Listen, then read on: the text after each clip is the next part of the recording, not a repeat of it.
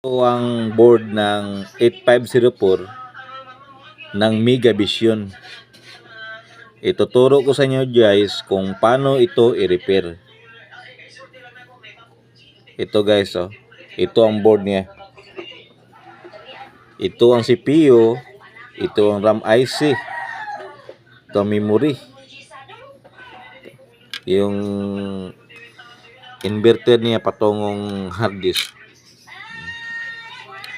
Paano ito repair? Yung Mega Vision na walang display at naghahang yung Mega Vision. Anong IC ang papalitan? Ito guys, oh.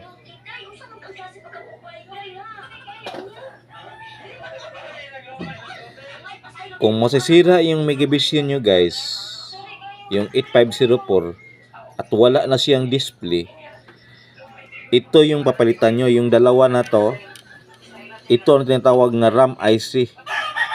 Pag masira ito guys, yung Mega Vision nyo walang display.